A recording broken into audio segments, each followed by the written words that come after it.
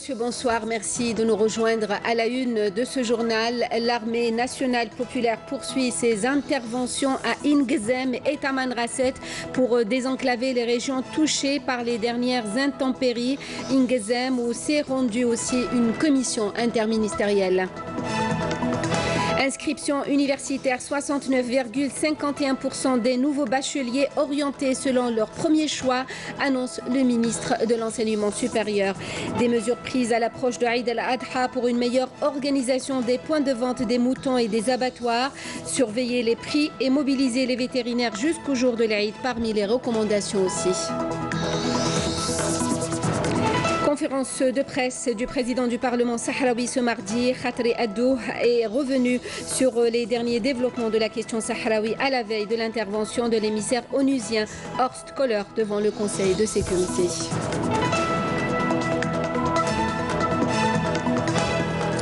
Mais avant de revenir en détail sur ces titres de l'actualité, ce message de félicitations du président de la République Abdelaziz Bouteflika au président Alassane Ouattara à l'occasion de la fête nationale de la Côte d'Ivoire. Le chef de l'État saisit cette occasion pour l'assurer de sa disponibilité à œuvrer au renforcement de la coopération bilatérale. Je vous le disais donc, les intempéries et les inondations dans la wilaya de Tamanrasset, la commission interministérielle depuis hier à Ingzem, à 420 km à l'extrême sud de la ville de Tamanrasset, pour constater les dégâts occasionnés par les pluies torrentielles. Des mesures urgentes ont été prises pour prendre en charge les familles sinistrées. Karim Haïfa. Une fois arrivée à Ingzem, la commission interministérielle s'est vite enquis de la situation des sinistrés, avec des habitations inondées par les crues de plusieurs oueds de la région. Après l'inventaire des dégâts, une évaluation rapide des besoins des sinistrés s'impose avec la prise d'une série de mesures d'urgence comme la distribution de colis alimentaires et de couvertures au profit des sinistrés. On a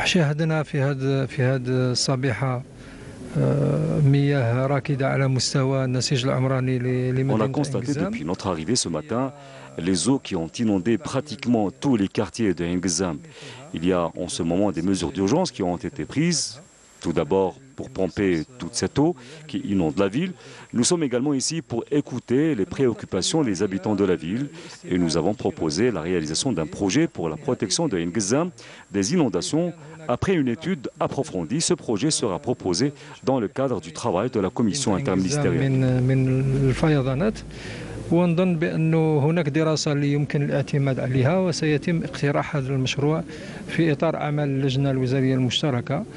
بعد التقلبات الجوية اللي سجلتها مدينة عين قزام في إجراء استعجالي تفضل به معالي وزير الداخلية. Après les intempéries qui ont touché la ville de Ingzem, des mesures d'urgence ont été prises par le ministre de l'Intérieur des collectivités locales, qui consiste en l'envoi d'une commission interministérielle pour veiller à la prise en charge rapide des sinistrés, et ce avec le concours de tous les secteurs. Il faut savoir qu'il y a des habitations totalement inondées, d'autres légèrement touchées par ces inondations. Il s'agit de 15 habitations en tout.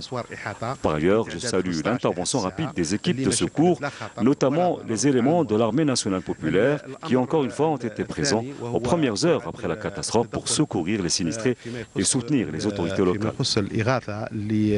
بشهادة الجميع ومن خلالكم نقول للجيش الوطني الشعبي أنه مرة أخرى يقف مع المواطن ويغيث المواطن ويساند السلطات المحلية. Les sinistrés ont tous reçu des aides alimentaires et des couvertures et devraient bénéficier de tentes dans les prochaines heures. C'est à la volonté de Dieu, on n'y peut rien. Heureusement que ces pluies sont tombées en plein jour.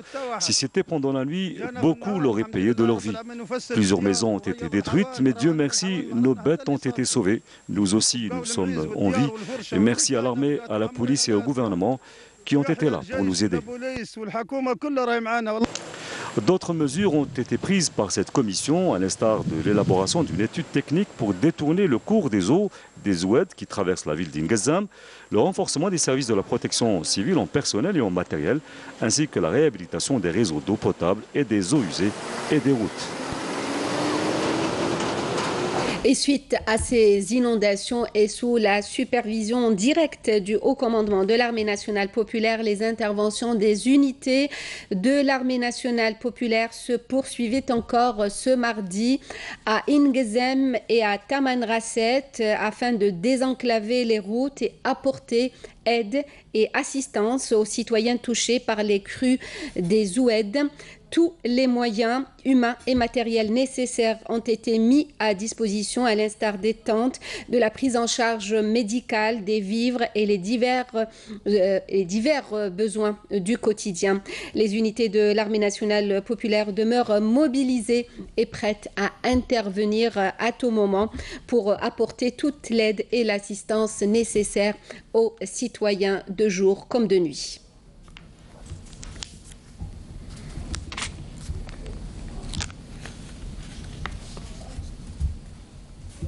Le développement local à Ain Defla, toute une dynamique est constatée ces derniers temps pour améliorer le quotidien des habitants à travers le raccordement en gaz de ville de plusieurs communes, mais aussi les distributions de nouveaux logements à leurs bénéficiaires, une opération qui se poursuit depuis plusieurs mois. Selem Kasser. Pour ces citoyens qui ont bénéficié de logements, leur joie est grande. Ils sont nombreux 432 aujourd'hui, ce qui donne un chiffre total de 4400 logements pour la wilaya de Ain Defla. كل هذا البرنامج يدخل في إطار مخطط برنامج فخامة رئيس الجمهورية. L'attribution de ces logements s'inscrit dans le programme initié par son Excellence, le Président de la République. Et nous allons continuer au cours de cette année à faire bénéficier un plus grand nombre de citoyens. Le raccordement au réseau de distribution du gaz des communes de Lajma'a et Borassem est aussi au menu des réalisations importantes dans la wilaya de Ain Defla. Nous avons un programme de 17 558 raccordements au réseau de distribution du gaz d'une valeur de 217 milliards de centimes. Des opérations de raccordement des logements au réseau d'assainissement ont débuté. Nous avons commencé les travaux de raccordement au réseau d'assainissement dans plusieurs régions, puis c'est le raccordement en gaz de ville que nous allons réaliser pour toutes ces régions. Tous ces projets de développement vont permettre à plusieurs citoyens vivant dans des logements ruraux situés dans des zones enclavées de la région d'avoir une vie décente. Conférence de presse ce mardi du ministre de l'Enseignement supérieur et de la Recherche scientifique sur l'opération d'orientation des nouveaux bacheliers. Selon Tahar Hadjar, la plateforme numérique mise en place a permis une facilité dans le traitement des fiches de vœux des nouveaux bacheliers, dont la grande majorité a été orientée, a-t-il dit, vers son premier choix.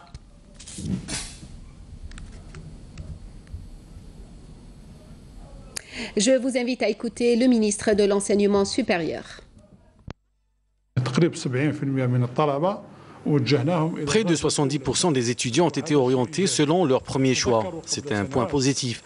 Rappelez-vous, il y a 3 ans de cela, le taux d'orientation vers le premier choix ne dépassait pas les 30%. Aujourd'hui, ce n'est plus le cas, ce qui montre que nous nous rapprochons de plus en plus vers le premier choix de l'étudiant. Et si nous prenons en compte le deuxième choix aussi, nous avons atteint les 83%.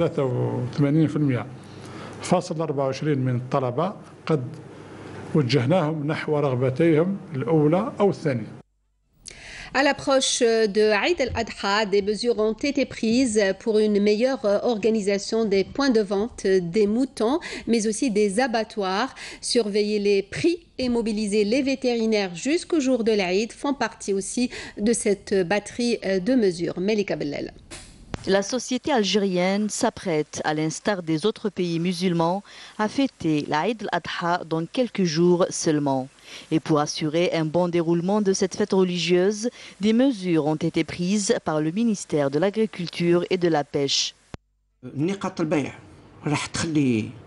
La disponibilité des bêtes et aussi des points de vente va permettre d'avoir des prix raisonnables à la portée de tout le monde.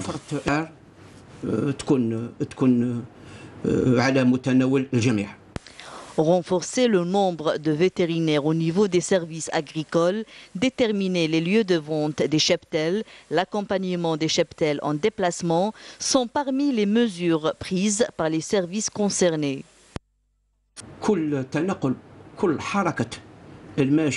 Nous avons un certificat de bonne santé délivré par un vétérinaire à chaque déplacement d'un cheptel, d'un point de vente à un autre. Et une fois arrivés au lieu indiqué, les bêtes seront examinées une dernière fois par un autre vétérinaire. Le ministère de l'Industrie et des Mines est pour la première fois a lancé une campagne pour la collecte de la peau de mouton pour promouvoir et développer la fabrication du cuir. Il faut rappeler également que tous les abattoirs seront ouverts le jour de l'Aïd pour encourager les citoyens à sacrifier leurs moutons dans des endroits propres et sécurisés. Le port de Skikda est engagé dans un ambitieux projet de développement et de modernisation avec notamment l'extension de ses 2 terminaux. Il faut dire que ce port a vu le volume des marchandises qui transitent augmenter sensiblement. Karim Haïfa. Près de 12 millions de tonnes de marchandises ont transité par le port de Skikda durant le premier semestre 2018 avec un chiffre d'affaires de 4,5 milliards de dinars. Un port qui s'est lancé depuis peu dans des travaux d'extension de ses 2 terminaux pétroliers et à conteneurs. Le port a connu une progression notable du volume de ses activités, notamment l'activité des conteneurs qui a connu une augmentation de 8%. Et l'entreprise du port de Skikda voit grand.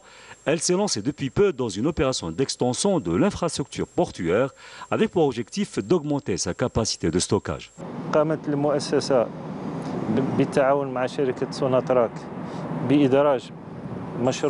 L'entreprise qui gère le port, en collaboration avec Sonatrach, a procédé à l'extension du terminal pétrolier. En plus de l'achèvement depuis peu de l'étude faite par la direction des travaux publics de la wilaya de Skikda, et qui consiste en l'extension du vieux port, un projet qui va être lancé, et ce selon les directives du président de la République qui a appelé à la modernisation des infrastructures de base.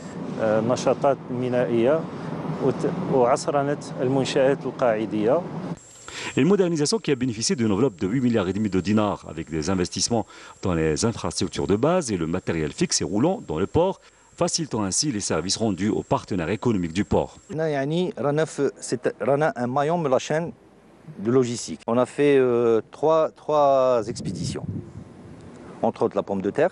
En pleine exportation du solvant d'un client à Skikda, entre Mauritanie et Dubaï. On a eu une bonne expérience ici à Skikda. On a pu exporter 4000 quintaux de marchandises vers Bahreïn, Dubaï et Dakar. Des facilitations et un engagement des autorités portuaires de Skikda auprès de ses partenaires économiques pour soutenir l'exportation et augmenter par là même son chiffre d'affaires qui devrait dépasser les 12 milliards de dinars d'ici la fin de l'année. Azefone est une très belle petite ville côtière dans la wilaya de Tizi Ouzou. Avec des atouts naturels certains, la région accuse néanmoins un grand retard en matière d'infrastructures d'accueil. Un retard qui est en passe d'être comblé. Des projets sont en cours de réalisation, nous dit Menel Boutouaba. 2 projets à vocation touristique viendront prochainement renforcer les infrastructures d'accueil de la daïra d'Azefone à Tizi Ouzou. Le premier propose une formule d'appart-hôtel en cours de réalisation. Il ouvrira ses portes à la prochaine saison estivale. Pour le moment, 20 studios qu'on peut louer depuis 5 ans. وقعدوا لنا 6 studios des AFDO. On fait طور الإنجاز. Il reste à peu près 30% باش يخلصوا وكاين ثاني d'autres studios اللي جايين فوقها شغل جور فلاشر بوينت هذوك نورمالمون عام الجاي كاع يوجدوا. Le deuxième projet, qui compte parmi les plus grands au niveau de cette daïra, occupe une superficie de 11 hectares avec une capacité d'accueil de plus de 2000 lits. Les travaux y avancent à une cadence rapide avec respect des spécificités architecturales de la région. Le projet comporte 21 appartements et un hôtel de 12 étages avec 240 appart-hôtels. Il est doté de plusieurs piscines et d'espaces de restauration. Nous avons commencé les travaux il y a 10 ou 11 mois. Le taux d'avancement a atteint les 35%.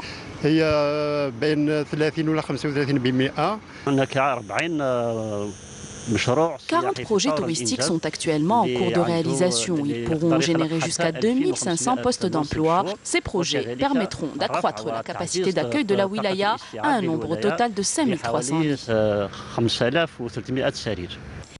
Une bonne nouvelle pour les amateurs de la région de Tizi Ouzou, qui reste de par la variété de ses richesses naturelles une destination de choix très convoitée par les vacanciers qui se heurtent chaque année au manque flagrant de structures hôtelières. Autre belle région, pas très loin d'Azfoun, il s'agit de Korso, dans la wilaya de Boumerdès, qui accueille en ce moment beaucoup de vacanciers, des vacanciers qui passent leur journée entre plages, pinèdes et terrasses de café. Un bel été à Korso avec Yasmine Chouikh. À 25 km d'Alger, dans la wilaya de Boumerdès, Korso, son importante façade vers la mer et sa plaine qui descend un versant du Djebel Nadour, offre une multitude de choix aux touristes venus se ressourcer sur ce rocher historique. On fait une excursion pour découvrir les paysages de Boumerdès. On vient de Djma'a ou Edsouf et on est là pour se balader, nager, changer d'air.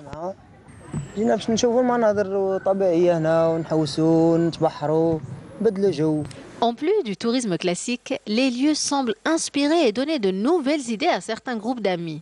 Ce groupe, par exemple, a décidé d'utiliser le plein air pour parler.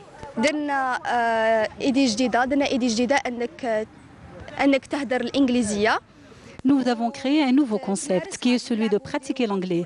On fait des activités extérieures, du coup, on prend du plaisir et on pratique la langue en même temps. Nous avons l'habitude de faire cet événement au jardin d'essai ou à Shri'a. English Practice Days نروحوا للشريعة نروحوا للبلايص وين يكون عندنا هذاك النوع تاع المغامرة ومن temps أنا نهضروا. On choisit des endroits qui permettent l'aventure et l'échange, apprendre d'une manière originale. La participation est ouverte à tout le monde et à tous les âges. Il suffit juste d'avoir quelques notions d'anglais. أي واحد يحب يهضر إنجليزية وشنو لازم يكون عنده شوية كلمات يقدر يستعملهم. Les fans de lecture ne seront pas en reste et même si vous avez oublié votre livre à la maison, le problème sera vite résolu. Nous avons remarqué qu'il y avait un grand intérêt pour le tourisme ici à Korso. Alors nous avons décidé d'installer notre bibliothèque pour rapprocher la culture à l'environnement et au tourisme. Il est vrai que les matinées sont plutôt calmes, mais généralement c'est en fin de journée qu'on reçoit du monde qui s'intéresse à la lecture, histoire de se détendre. Et c'est ainsi qu'avec sa diversité culturelle et touristique, Korso semble à même de satisfaire tous ses estivants. Lutte antiterroriste, le ministère de la Défense nationale nous apprend qu'une cache contenant une bombe de confection artisanale, des vivres et d'autres objets a été découverte et détruite hier à Ain Defla par un détachement de l'armée nationale populaire. À Oran, des gardes-côtes ont intercepté plus de 29 kg de kif traité. Par ailleurs, des gardes-côtes ont mis en échec, cette fois-ci à Oran, des tentatives d'émigration clandestine de 22 personnes qui se trouvaient à bord d'embarcations de construction artisanale, alors que des gardes frontières ont appréhendé à Tlemcen 16 immigrants clandestins de différentes nationalités, précise la même source. Sahara occidental, le président du Parlement sahraoui, invité ce mardi du forum du quotidien Al-Sha'b, Khatri Ad-Douh, est revenu sur les derniers développements de la question sahraoui à la veille de l'intervention de l'émissaire onusien Horst Köhler devant le Conseil de sécurité de l'ONU. Je vous propose d'écouter cet extrait.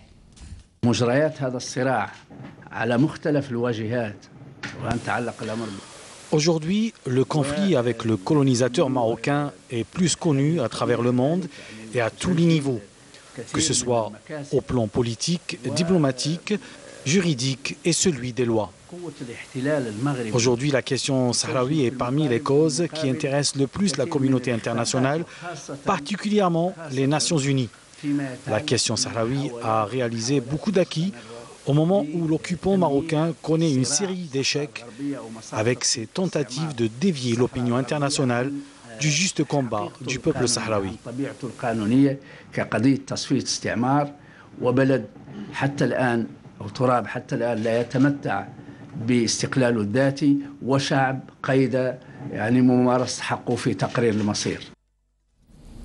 La situation au Sahara occidental et les derniers développements au cœur des travaux de l'université d'été des cadres du Polisario et de la RASD qui se poursuivent à Boumerdès.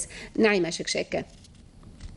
La question des droits de l'homme, les actions onusiennes liées aux violations qui ont cours sur les terres du Sahara occidental, ainsi que les décisions juridiques de la Cour européenne enjoignant l'Union européenne de se conformer aux accords sur les ressources naturelles et la pêche. Ce sont les questions sur lesquelles se sont penchés les participants sahraouis à l'université d'été des cadres du Front Polisario.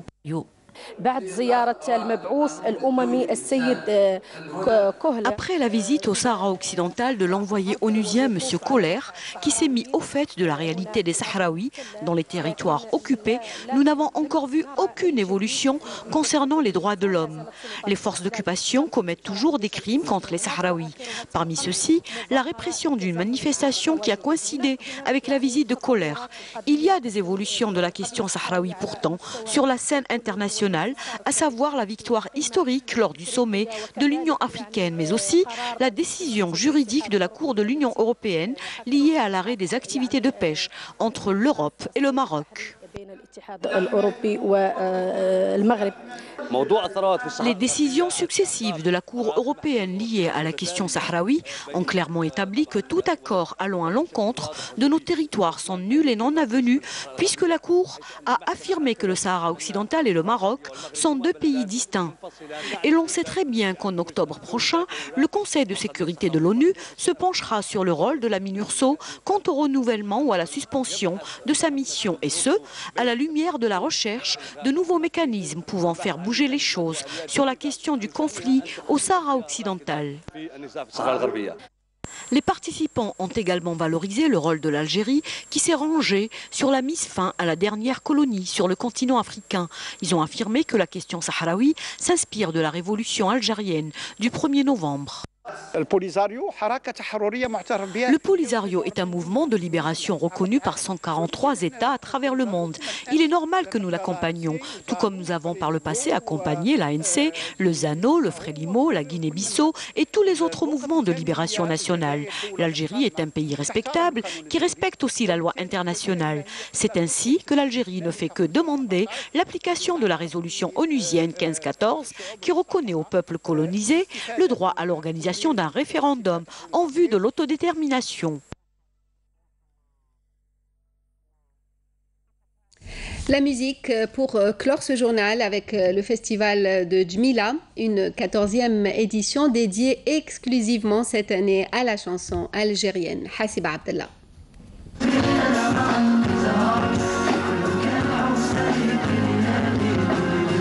Une autre soirée du festival de Djmila, animée par des chanteurs algériens. Le spectacle a débuté avec des artistes jeunes. L'ambiance était au rendez-vous. Vraiment je suis vraiment fier. C'est un honneur pour moi de نلعب في فيستيفال انترناسيونال جميلة وجاسبر يجوز bien. عندي اغاني والناس تعرفها وحافظتها وجاسبر ان شاء الله في الخشبة راح نشوفوا les réponses du public, Inch'Allah. La deuxième partie de la soirée a été dédiée à la chanson traditionnelle.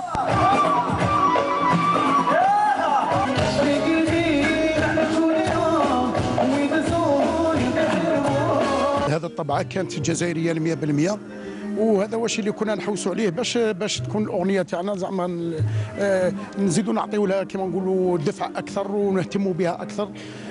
الانطلاقه الفنيه تاعي كانت من ولايه سطيف. Le programme de cette troisième soirée du festival a été tellement intéressant qu'il a retenu le public jusqu'aux premières heures du matin.